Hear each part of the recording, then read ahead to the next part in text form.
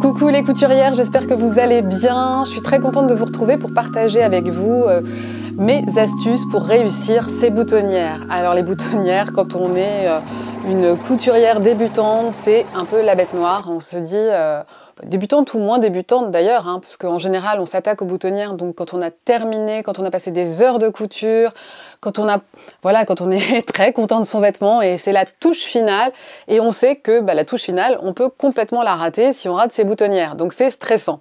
J'ai imploré le dieu de la boutonnière plus d'une fois parce que je rencontrais souvent le même problème qui était mon aiguille qui restait plantée, qui me faisait un gros pâté, puis qui ne faisait pas ma boutonnière. Donc c'était quand même, alors que c'est censé être automatique sur pas mal de machines, dont la mienne. Donc c'était frustrant, je ne comprenais pas pourquoi. Je me disais, la tension du fil, elle est la même que quand je faisais l'essai sur ma chute. Donc qu'est-ce qui se passe ? Donc j'ai trouvé une solution pour le chaîne et trame, une solution pour le jersey dont je ne suis pas peu fière. Je vais vous montrer aussi les accessoires que j'utilise. Donc on va faire toutes les étapes, certaines qui vont vous sembler basiques mais qui sont importantes pour les débutantes et puis peut-être que ça va vous faire penser à des choses auxquelles vous n'avez pas pensé et qui pourront également vous faciliter la vie. Alors c'est parti, règle numéro 1. Ah oui, d'abord je vous montre parce que j'ai quand même le vêtement qui est presque terminé. Alors le vêtement presque terminé, où je vais apporter la touche finale, c'est une robe Margerie de l'atelier 8 avril, voilà, que je réalise donc dans cette merveille de tissu bio, parce que je ne coupe que du bio. Donc là on a un gris bleuté avec des rayures et j'ai utilisé de la broderie anglaise bio certifiée GOTS, ça c'est un truc de fou. C'est la marque, toujours je vous en parle tout le temps, C'est Poli Nature, qui est une marque allemande. On en retrouve chez pas mal de revendeurs des sites de tissus bio. Donc voici pour le patron, le modèle qui n'attend plus que ses petits boutons. Et on va commencer par les astuces. Alors, simple, basique, numéro 1, c'est... Tadam ! Vous allez vous dire, elle est mignonne. C'est ça son astuce. Il faut faire hyper attention parce que pendant longtemps, je n'ai pas lu suffisamment mon mode d'emploi. Le mode d'emploi de ma Janome, c'est une Janome Skyline S5 et c'est super important parce que sur votre machine à coudre, vous allez avoir des petits dessins, alors avec une boutonnière rectangulaire, une boutonnière avec un bord arrondi, etc. Et ça n'est pas que esthétique, c'est-à-dire qu'il y a des boutonnières qui sont spéciales pour les matières élastiques, d'autres qui sont spéciales pour des tissus plutôt fins. Donc les dessins que vous avez sur votre machine, c'est très bien, mais il faut savoir à quoi ils correspondent parce que personnellement, je me trompais. Donc j'utilisais toujours le même et je me suis aperçue après que je n'utilisais pas forcément la boutonnière qui était le plus adaptée à mon tissu. Là, si je vous montre, typiquement, boutonnière à extrémité arrondie et pour tissu fin. Ça va pas être la même que alors boutonnière à œillet, bien sûr, boutonnière extensible. Donc, c'est pas du tout la même chose. Et c'est très important de choisir le modèle de boutonnière qui va correspondre vraiment à votre projet. Voilà. Donc relisez votre mode d'emploi, c'est très important. En numéro 2, on choisit ses boutons, ça semble classique. En numéro 2, c'est pas ça le numéro 2, hein. Mais évidemment, on va faire un essai. En numéro 2, on fait son petit essai puisqu'on cale son bouton sur l'arrière de son pied à boutonnière. Et ça va nous permettre déjà de faire un essai, ce qui est une bonne chose, mais surtout de mesurer aussi la longueur de la boutonnière obtenue selon le diamètre de votre bouton. Vous calez votre bouton et ça va vous faire une boutonnière qui va avoir une taille adaptée et c'est très important pour le mesurer, là notamment sur le col par exemple.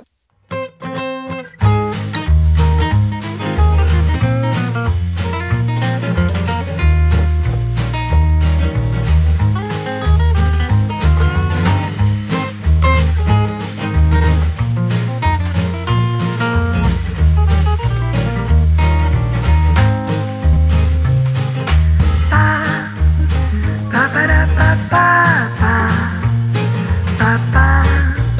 pa pa pa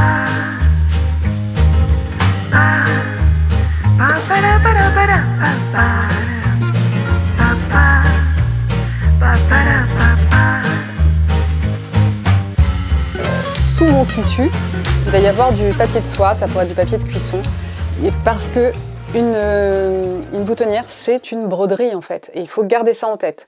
Je n'ai plus du tout l'aiguille qui pique sur elle-même, ça a résolu vraiment presque tous mes problèmes, donc c'est vraiment la solution qui m'a changé la vie. Vous me direz, sur les essais ça marche toujours, hein. Donc le papier de soie comme ça, hop, il est à l'arrière, et normalement on n'a que à le décoller comme ça, c'est aussi bête que ça. En revanche, on oublie le papier de soie, donc pour les matières élastiques, je vous présenterai une autre solution. Question de logique, hein, c'est qu'en fait, avec les matières élastiques, votre papier de soie, sinon il reste collé, il se défait pas, quand vous ne pouvez pas l'arracher comme vous faites une fois que vous avez fait votre broderie, votre boutonnière, vous ne pouvez pas l'enlever, il reste des petits morceaux derrière, c'est une horreur. Donc j'ai pensé à une autre solution. Mais on va rester sur notre chaîne des trames.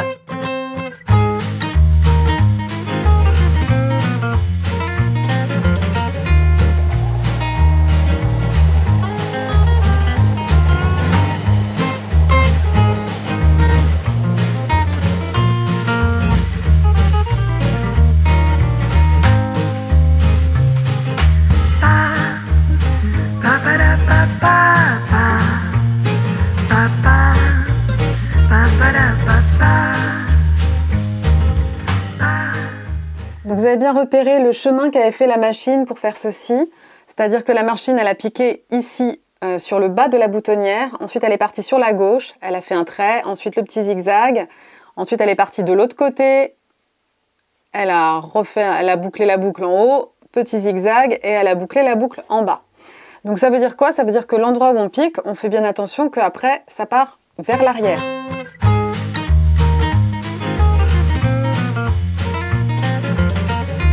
Comme je vous l'ai montré sur le petit dessin, votre aiguille, elle se plante et elle va en arrière. Sachez que sur typiquement des cols, vous avez quand même des marges de couture, même si on a cranté, etc. À l'intérieur. Ça peut gêner aussi le démarrage de votre boutonnière. Donc typiquement, moi je vais partir, on va dire, d'ici. Je vais me faire un petit point. Je vais mesurer pour que ça tombe nickel, mais je vais partir d'ici et non pas du bord. Je ne vais pas aller en arrière à partir du bord, mais je vais partir d'ici, de l'autre côté. Parce que comme ça, il n'y aura pas de marge de couture qui peuvent gêner. Ce sera plus facile pour ma machine, il n'y aura pas d'obstruction. Donc on va partir de là, ça va aller en arrière, donc du coup je me positionnerai comme ça. Mon tissu, je vais le positionner comme ça. Et le chemin de ma boutonnière, ce sera comme d'habitude, hein. Hop, hop, hop, elle remontera vers là, et hop, elle redescendra, et ici. Je vous présente la règle, vous connaissez peut-être déjà, la règle à boutonnière que j'ai achetée sur le site Rascol. Alors ça, c'est vraiment génial, parce que là, typiquement, je ne vais pas respecter l'espace entre les boutons pour ma robe. Je vais faire un peu à ma sauce et en fonction du nombre de boutons que j'ai, pour être honnête. Donc j'aime beaucoup ce système parce que, voilà, ça vous permet de placer vos boutonnières sur votre tissu. Là, le petit, voyez, le petit cran que vous avez au bout, ça vous permet de poser, de marquer avec votre stylo friction un petit point à l'endroit. Vous avez en fait un système de règles là sur le bout, comme ça vous partez du bord de votre tissu et vous vous calez super bien. Donc ça, c'est un accessoire typiquement dont je ne peux plus me passer, que je trouve vraiment génialissime. Donc je vais faire mes boutonnières à ma sauce là, je vais me placer comme je veux. Donc je vais partir du col. Moi en général je suis du genre à respecter, mais ça c'est chacun, hein. Je sais que parfois certaines font un bouton sur le col puis juste en dessous. Moi je vais faire sur le col et puis je vais le faire un peu plus bas. Je vais respecter le même écart partout.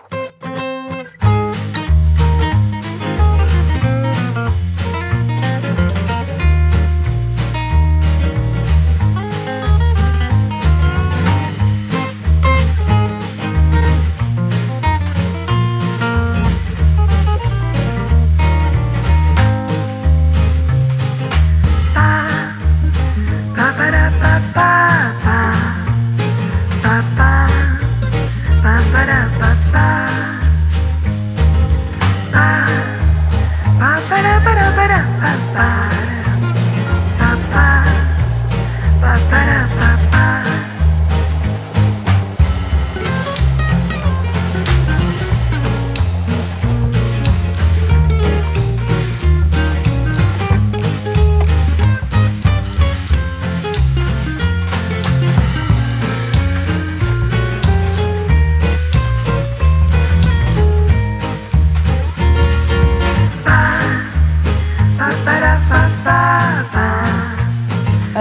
Donc maintenant, il va s'agir de ouvrir les boutonnières. Alors, je sais qu'il y a un système qui est, vous êtes nombreuses à utiliser un découvite. Alors, je dois vous avouer que moi, sur une de mes robes, le découvite, il a ripé parce que j'avais tiré un peu fort et que, franchement, je ne l'utilise plus du tout. Ça m'a vacciné à vie. Donc, j'ai investi dans un ouvre-boutonnière, donc là, que j'ai dans mon petit sac. C'est quand même hyper pratique. Voilà, l'ouvre-boutonnière. Et alors, voilà, ce que je fais, c'est que avant d'ouvrir, je mets un petit peu de colle. Donc c'est de la colle Prime, ouais, elle est là, que j'ai acheté aussi sur le site Rascol. On va placer cette colle juste à l'endroit où on va faire le trou sur la petite broderie également. Pas mal de personnes étaient réticentes par rapport à cette colle parce que ça peut tacher le vêtement. Alors moi, mon astuce, elle est toute bête, hein, c'est de, au lieu de pencher la colle sur votre tissu, bah, c'est de rapprocher votre tissu. Bah, moi, je rapproche, je fais le contraire, c'est-à-dire je ne mets pas dans ce sens-là, c'est le tissu qui vient vers le tube de colle, comme ça je n'en mets pas partout, je maîtrise vraiment où j'en mets, je mets au-dessus, j'attends un tout petit peu que ça sèche, et ensuite, je prends mon ouvre-boutonnière, et clac. Alors il faut surtout une table de découpe en dessous, hein, parce que sinon vous allez faire un gros... vous allez percer vos meubles, ce qui n'est pas le but souhaité. C'est tout simple et grâce à la colle, en fait, ça ne s'effiloche pas. Donc vous avez une boutonnière qui est parfaite. La règle à boutonnière, si vous avez l'habitude de procéder un peu à votre sauce et de faire vos boutonnières vous-même, de placer vos boutons aux endroits où vous voulez, je vous la recommande vraiment, c'est quand même hyper pratique. L'ouvre-boutonnière, pareil, ça peut sembler gadget, mais c'est quand même hyper pratique aussi. Ça, c'est pas gadget, hein, parce que ça fait c'est quand même pas mal de ne pas avoir des petits fils qui se baladent partout, donc je vous recommande vraiment.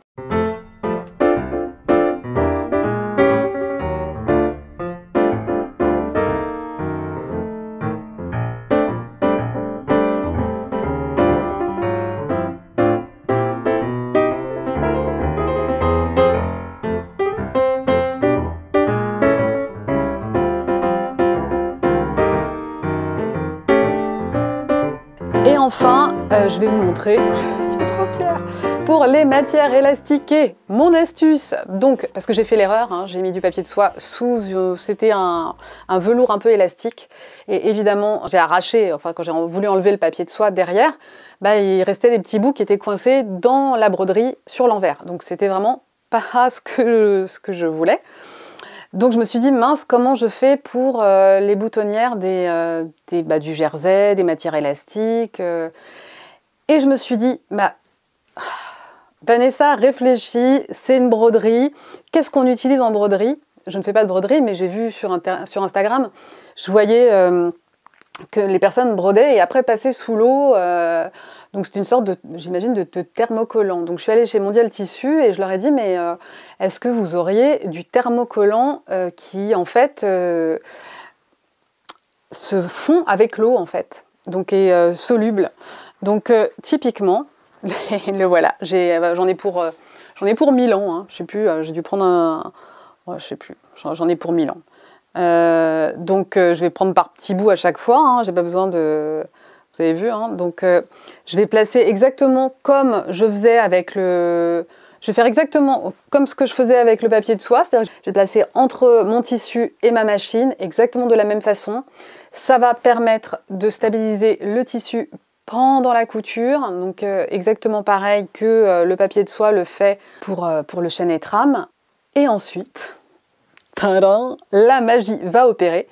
Et bien ensuite, on passe son tissu sous l'eau et votre thermocollant qui est soluble va miraculeusement disparaître. Donc ça c'est génial parce que du coup ça vous fait la base pour faire la broderie de la boutonnière sur des matières élastiques sans qu'il y ait des déconvenus après. Je suis très contente d'avoir trouvé ce système, c'était par pure logique en réfléchissant et en voyant vos œuvres sur Instagram, je me suis dit on peut peut-être utiliser ce système. Donc les boutonnières en jersen ne sont également plus un problème. Bon ben voilà pour mes petites astuces, mon petit panier rempli de mes petites astuces. J'espère que ça va vous aider, que ça va vous rendre plus zen par rapport à cette étape de couture qui est, c'est vrai, assez redoutable au début. Moi franchement, je n'ai plus peur. C'est vraiment le papier de soie, le thermocollant hydrosoluble. Et encore une fois, c'est tout. Mes petits gadgets, si vous avez besoin, si ça vous parle et que vous pensez que ça peut vous aider, bah, je vous les recommande. Je les avais achetés sur le site Rascol. Franchement, voilà. J'ai oublié un truc incroyable. Je vous ai pas dit ce que je portais. Ça, c'est un hack de la blouse Lola. J'en ai fait une vidéo parce que j'ai utilisé du coup un petit molleton, un molleton léger. J'ai fait un hack de la blouse Lola de Pauline Love Lola avec du molleton. Et j'ai rajouté un deuxième volant selon le tuto de Made in Estelle. Donc ça me fait un double volant. Le volant de départ et celui-ci. Ça, c'était un molleton que j'avais acheté chez Atelier de la Création qui était bio. Et vous n'allez pas voir, donc il faut que je me recule. Je porte